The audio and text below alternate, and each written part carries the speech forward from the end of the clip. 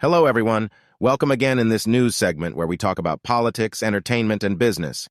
Today, we are going to talk about Ukraine-Russian conflict, where Ukraine is ready to open 10 new embassies in Africa.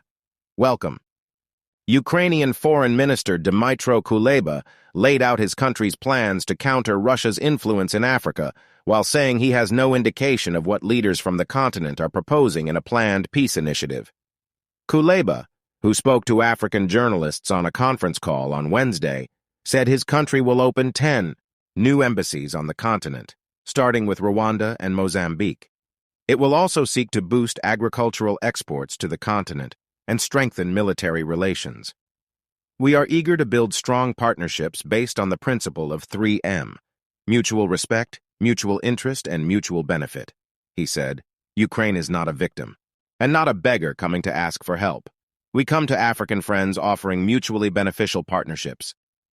The comments by Kuleba, who has visited Africa this year and plans another trip this summer, come after his country, and its allies expressed concern about the backing Russia has received from some African nations and the ambivalence of others toward Russia's invasion of his country.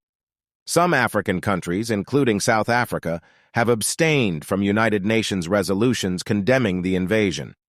In addition, South Africa has hosted the Russian Navy for exercises, invited Russian President Vladimir Putin to a BRICS summit in the country in August, and been accused by the U.S. ambassador of loading arms onto a Russian trip.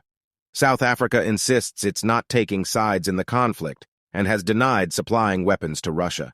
The former Soviet Union supported many African nations in their fight for independence, still supplies many with arms, while mercenaries from Russia's Wagner Group fight rebels on behalf of several African governments. Kuleba said that African leaders from 6 nations who've announced plans to visit Moscow and Kyiv to seek peace between the two nations haven't said yet what their proposals are. A date hasn't been set for the trip by leaders from Zambia, Senegal, the Republic of Congo, Uganda, Egypt, and South Africa. Still, Putin said he will meet the delegation soon, the Kremlin said in a statement earlier on Wednesday. President Putin has welcomed the initiative by African heads of state and expressed his desire to receive the peace mission, South Africa's government said in a statement on Thursday. South Africa's President Cyril Ramaphosa discussed the mission with the African heads of state on June 5th, the government said.